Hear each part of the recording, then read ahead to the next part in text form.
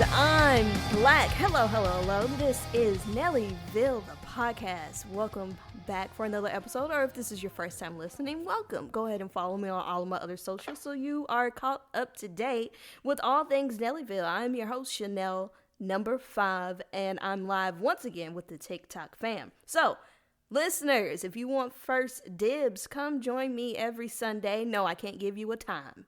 I can just give you a day. So if you want first dibs on all of the tea, the advice, the laughter, the drama, join me every Sunday on TikTok Live. And you get a nice little visual with the audio. You know what I mean? For those of you who are just coming in, if you can't stay for the whole pod, that's fine. All episodes go live every Tuesday on all podcast streaming platforms. Yay! Okay, now I'm going to use my real voice now. So let's get into this first topic, okay? Oh, hold on. We have a question. Can you ask for some advice? Yes, go ahead. We're at the top of the hour. We have plenty of time. What advice are you seeking? I'm gonna keep talking so I don't have dead air. But yes, we can get you some advice. TikTok fam, let's keep an eye out. We have someone who's looking for some advice. Yes, I can give you the little advice. Go ahead, sweetie. What is your question? What do you need? I will do my best. Look, I'm not a professional, but I can give you the little advice as best as I can. I'm always here to help. The DMs are always open.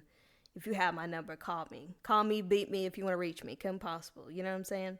So while you work on your question, I want to introduce the first topic. So look, we live in a world where people love to get on the internet and complain about their minor or major inconveniences, right? And sometimes we think that, I'm just going to come on, make a little TikTok, make a little tweet. I'm going to complain. I'm going to get it out of my system. I'll get a few likes, maybe a couple retweets, reposts, and all is going to be put behind me and everyone's going to move on with their life. Well, that is not always the case. Sometimes we vent online, usually about a company, a business, or a person, or an entity, and it blows up. It goes viral. You never know what's going to go viral. You never know. So, with all that being said, be careful about what you express your grievances and your dismay about, because it could blow up. So, if you are not okay with whatever it is you're complaining about blowing up, maybe call a friend, call a parent, reach out to God, vent to yourself, get a pet, vent to them.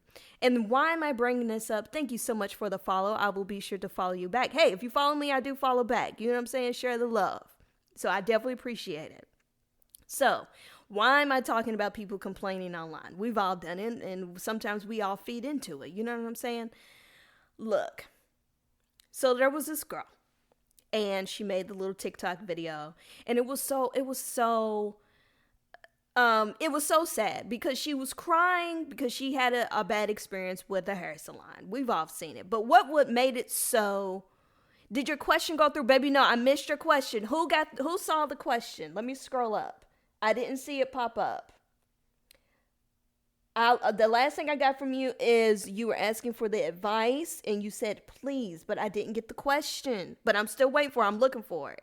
Anyone who follows, I will be sure to follow you back as soon as the pod is over. I promise. Thank you so much. I really appreciate every follow and every like. Okay, so there's this young woman. She went to get her hair done. She is a woman of color, right?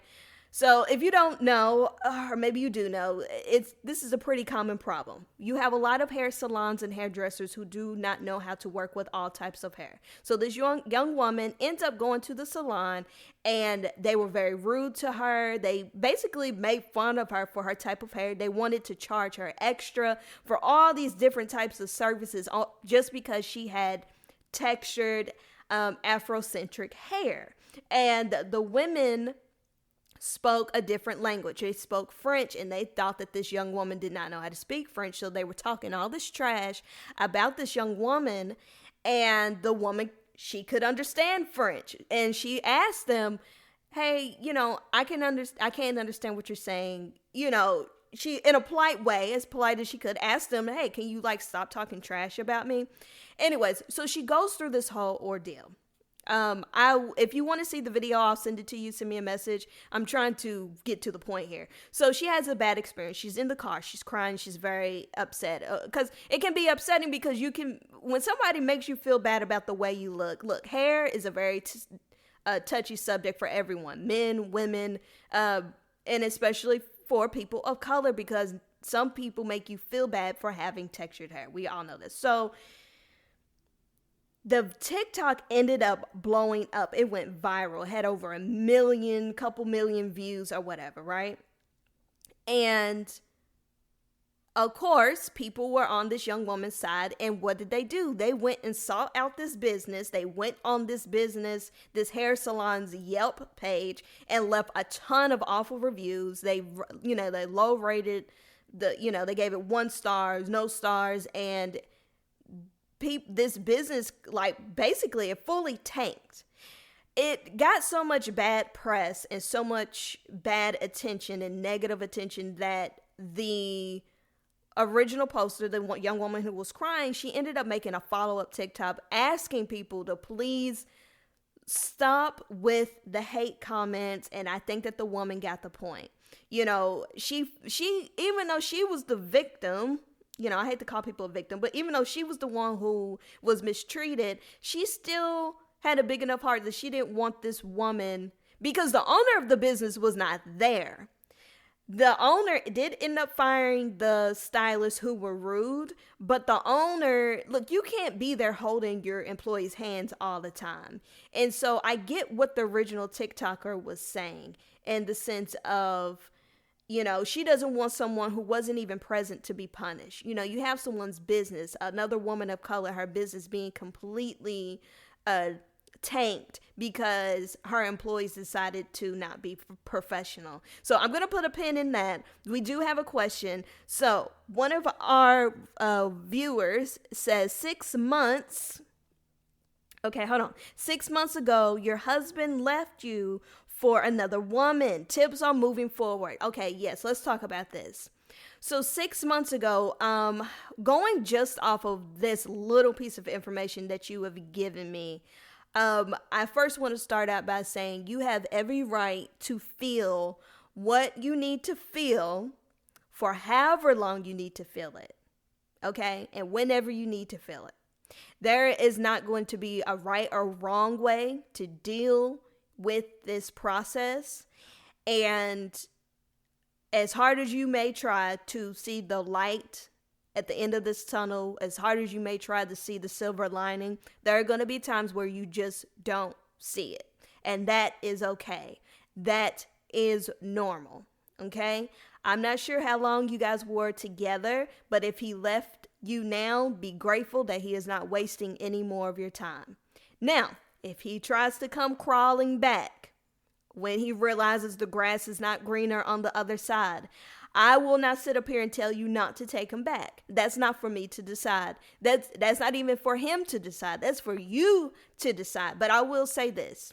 If you come to a crossroad and he decides to come back next week, 5 years from now, and there's a part of you that feels like forgiving him, that is your business. That is not for your family to decide. That is not for that other woman to talk you in and out of. That is not for that's your business. But I will also say, on the other side, be very cautious about letting anyone who walks away from you for any reason, if they can walk away, think long and hard before you let them back in. There needs to be a clear cut, undeniable change and an undeniable amount of effort and proof that it is worth you letting them back in after you have done the work on yourself to move on. Okay? Without having full context of why he left, even though just with that he left for another woman, look, the best thing that you can do right now is wish him well.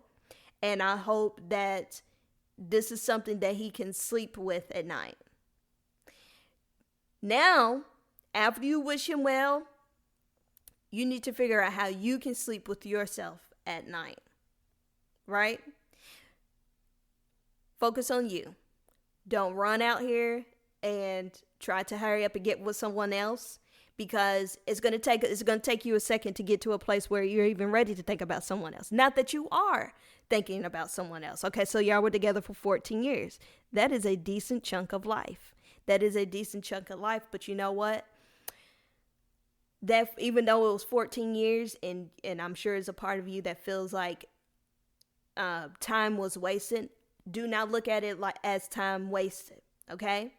Hold on to your good memories. If you were there for 14 years, it was something that you enjoyed about it. It was something that made you want to be with this person for 14 years. And there's nothing wrong with having fond memories. Are those fond memories enough to allow you for him to come back, or make you feel like you need to forgive him immediately in any regard? No. But it's a lot easier and healthier to remember the positivity that came out of it. Use this as a learning moment. Learn what it was that you missed. If you sit and you think about it and you say, you know what? I didn't see any red flags. This was a total shock. There weren't any. Do not feel bad if you can't even think of the red flags. Most of the time we see them and we talk about, or we talk ourselves out of those red flags. We rationalize in ourselves and in our relationships. Do not beat yourself up, okay? There's nothing wrong with trying to look past someone's shortcomings because you were, for better or for worse, because you were till death do you part. You took your vows to heart. There is not a right or wrong path that you need to take, and it's going to be unique to all of your own. And it's going to be hard, but do not be afraid of it being hard. When you have your moments of breaking down, when you have your days of you feel like you want to give up, when you have your days of just being angry, lean into it. Because even the negative feelings, it means that you're healing. You need to feel that negativity. What you don't need to do is linger in it. Allow yourself to cry, to scream, to be angry, but don't let it get so far that you can't pull yourself out of it.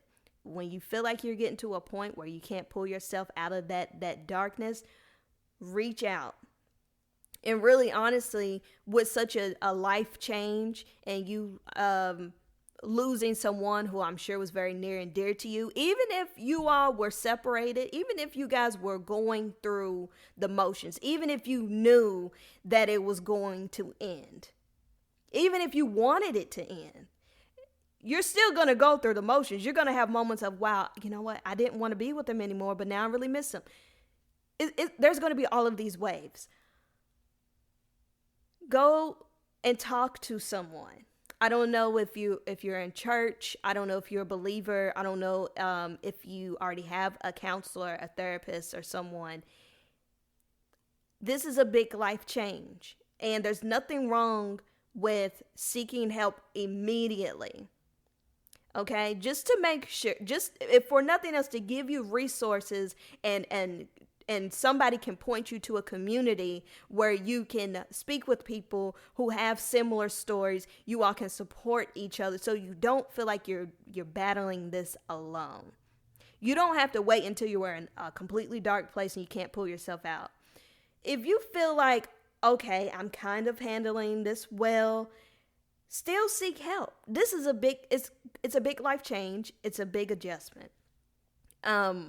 It's hard to say that we need help. Sometimes it's hard to reach out to people. Sometimes there is a stigma with seeking help. Don't be afraid of any of that. Even if you go one time, and there's lots of options.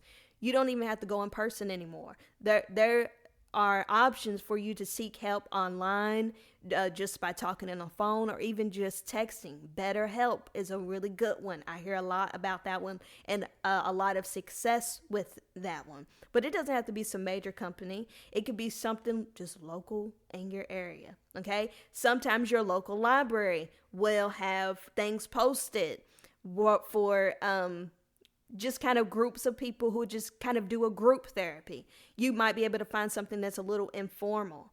Maybe you don't want to be a part of a group therapy setting where everyone is going through a divorce or anything like that. Maybe you just want to take on a new club. Find you a nice woman's group, or find you, take a new class, or join a different gym. Do something that will surround yourself with people with the same interests as you. And maybe you don't talk about your personal life, but at least you will be able to find something to focus your energy on something else. What you don't want to do is you want to have your alone time, but you don't want to shrink into a world and a bubble where you find yourself completely alone. Or lonely, should I say, okay?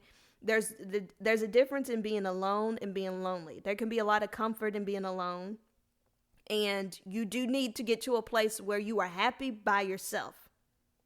I got to go back to one of the first things I said was, don't run out here and try to hurry up and replace your husband, because that is not the answer. You are not going to be healed. You're not going to be in a state of mind to give a partner what they deserve, and they are not there to fix you. Okay? Your partner can be compassionate and empathetic, and depending on how old you are, they've probably gone through something similar. But it is not their job to just take on all of your trauma. You know what I mean? Do you have to wait till you're 100% healed before you step out into the dating world? And that's obviously down the line. Do you need to wait till you're 100%? I think that goes for person to person. If you're someone who deals with anxiety or depression, or if you just kind of struggle with any level of mental health, maybe you do want to wait till you're closer on the 100% side. But if you're someone who already has healthy coping mechanisms, then when you get to maybe 80, 85, maybe you can start to ease back in there. Okay, and that time frame looks different for everyone. You might not be ready to get back out there for another 5 years from now. You might be ready to get back out there in about 8 months. That's up to you, and no one can judge you for it, okay? I'm just talking about moving on because you can. And you will get to a point where you feel healthy in that. And there's no rush. There's no rush. And at the same time, if you're ready sooner than people think you should be, that's your business. Maybe you healed faster. Maybe you had a window. And do not feel bad if you feel like you reached a place in your healing and then all of a sudden you regress and you feel like, oh, was I not actually healed? Maybe you were. You could have a really long stretch of time. You could have months where you feel great, where you feel like you're making progress. And then one day, it's like you're back at square one. That is normal. Okay? It is something that will come in waves. And it is all perfectly normal. It's perfectly valid. Okay? Everything in life, whether you believe in God or not, everything is allowed to happen for a reason. And there is something that you can take and learn in all experiences, good and bad. Okay? We have plans. We have visions. We write things down. We have goals. And we have this idea of what our future will look like or what we want it to look like. And sometimes things just go completely left. And there's nothing that you can do about it. And you have to decide, okay, am I going to crumble? Am I going to lie down in this? Or am I going to figure something else out? And figuring something else out, it is harder. It is easier said than done. But the part you focus on is that it can be done. And when you get to a certain point in your healing, when you get to the next chapter, you will look back on that painful experience, or maybe even that good experience, and say, now I see why that happened. But you also have to find comfort in this. You may never know why this happened. You may never know why you were with someone for 14 years and then they left. You may never know why he moved on with someone else. You may go the rest of your life with not knowing. And that might be a difficult part because closure, right? You have to figure out how to be okay with maybe not ever getting the answers you're looking for. If that means making up a scenario in your head, do it. If that means just making peace with maybe it's better to not know. Look, we all want closure. We all want answers. But sometimes be careful what you ask for. I hate to say ignorance is bliss, but do you really want to know the real be careful what you're asking for, because sometimes we think we know what we want. Sometimes we think we want closure by knowing exactly. Maybe just say, if I don't know, it's probably for a reason. But I will say that I don't know what your journey will hold. I don't know what you're leaning towards or how you feel about it right now. I imagine you feel very heavy. I imagine you probably feel like you don't know if you're coming or going. But I will say, it happened for a reason. And you might not get answers to anything else, but eventually you will make peace at what happened. You will find peace in it, even when you just don't see how there could be. It happened, and the good thing is that you have the free will, and you have the rest of your life to turn it around and do what speaks to you. You don't have to lay down and take it. You don't have to let this be the end all be all. You get a fresh start with whatever that means to you. And I'm not sure if anything that I said helped. I hope that it did. I hope that there was something that you could take away from this. Whatever answers you're looking for, you'll get them. And if I did help, or if you want to reach out again, I'm here. The Nellyville fam is here. And if there's any other advice that you have or anyone else, ask away. I am not a professional. I'm just some girl on TikTok, but I hope that I helped you or anyone else who maybe joined in and got a piece of it.